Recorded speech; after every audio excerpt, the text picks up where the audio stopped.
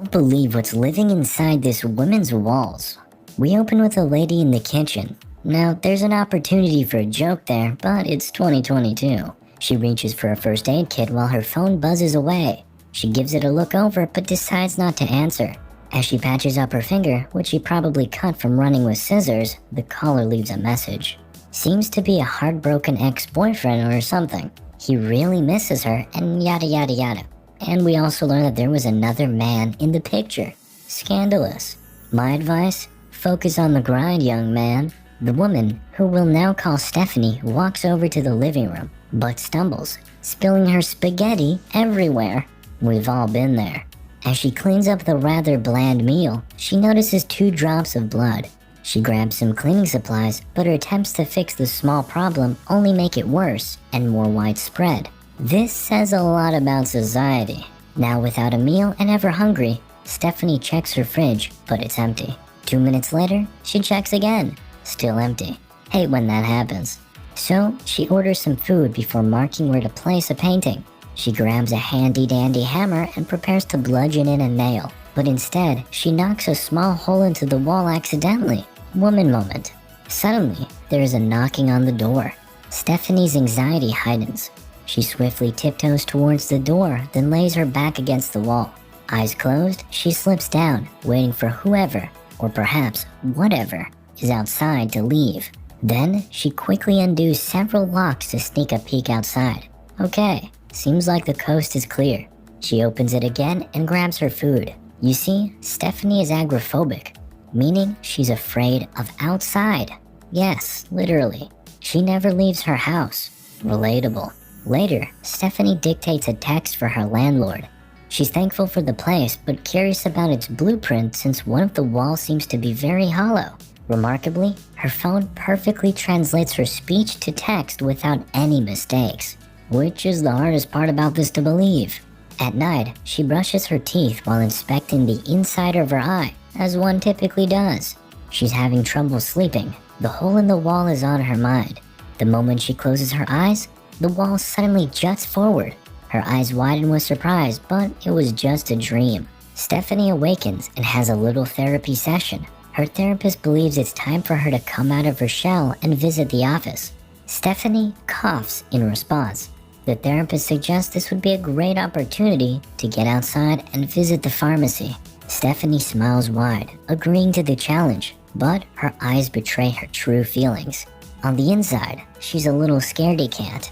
After the call, she dresses up and clutches her keys, staring at the door. The anxiety inside her swells up. She just can't do it. Stephanie coughs once more, and this time there's another cough that comes from the wall. Probably in her imagination. Instead of investigating that further, Stephanie decides to do some guided meditation. What is this woman's hairdo? Anyway, Stephanie is instructed to imagine a happy place and in it, a throne of her own creation. She is to sit on the throne and relax. Then, the doorbell rings. Stephanie ordered cough medicine and some chocolate. I guess this is her idea of relaxation. Later, on her way to bed, Stephanie walks by the hole and there's hair coming out of it. Say that out of context. Before sleeping, she's sure to watch some minute movies. It's not long before she's perfectly relaxed and sound asleep. You're welcome. But then, in the middle of the night, she emerges. The wall is calling to her. She walks over with a hunger in her eyes. As she slowly approaches, something seems to be alive in there. A single beam of light illuminates what appears to be some kind of tasty snack. Stephanie leans forward and opens her mouth. Maybe it's like a hamburger or something. Okay, let's just pretend that didn't happen. In the morning, Stephanie's awakened from her nightmare.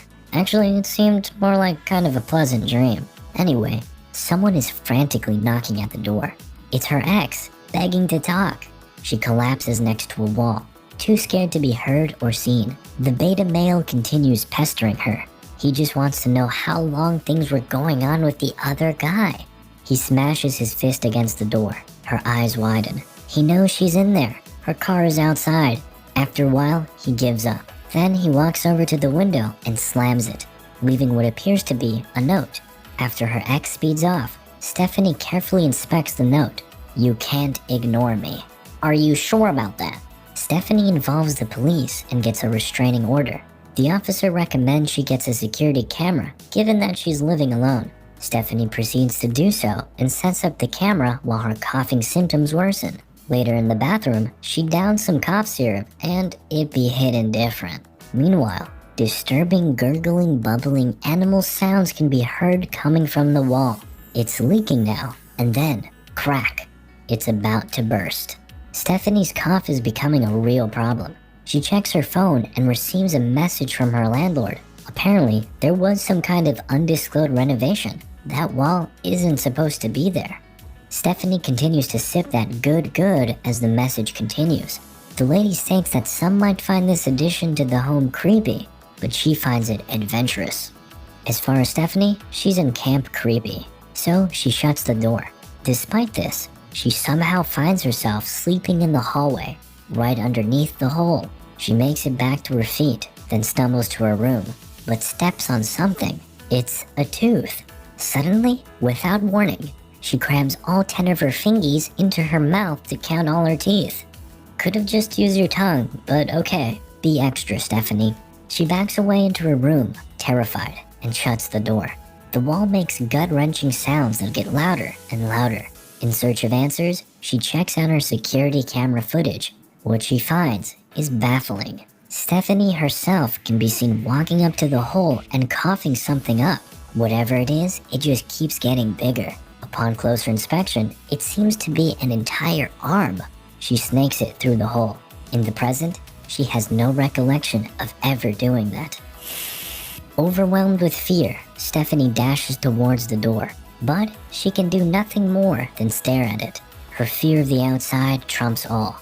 The wall calls back to her, but just then, she gets a burst of courage. Now filled with determination, Stephanie reaches for a sledgehammer and goes to town, busting it down on the world's most flimsy wall. That's a lot of damage. Somebody call the flex tape guy. With a doorway into the unknown opened, Stephanie stumbles in. She finds herself in a fog-filled void. In the distance is something familiar, a throne, just like the one her meditation instructor had her imagine. But something is wrong here. The throne is alive. It calls to her, and soon, she feels its magnetic grasp, pulling her in. She tries to find it, but can't resist its gravity. You can low-key tell she's actually just walking towards it while leaning back, but that's okay. As she closes in, she begins to enjoy the feeling. Out of her own volition, she takes a seat. The throne warmly embraces her before placing a crown on this queen. It's a little weird, but I like it. Relief and relaxation take over Stephanie. Just like in her meditation, she feels like she's where she needs to be. Suddenly, the chair latches on, and it seems like it never wants to let go. Stephanie fights desperately to escape its grip. Finally, she breaks free, grabs the hammer, and slams it down. Fade to back, then snap back to reality. Eminem moment. It appears Stephanie has defeated her real monster, agoraphobia. She's outside. She looks back at her handiwork and wonders, how am I gonna pay for this? Like I said, cough syrup be hitting different. Moral of the story? Touch grass.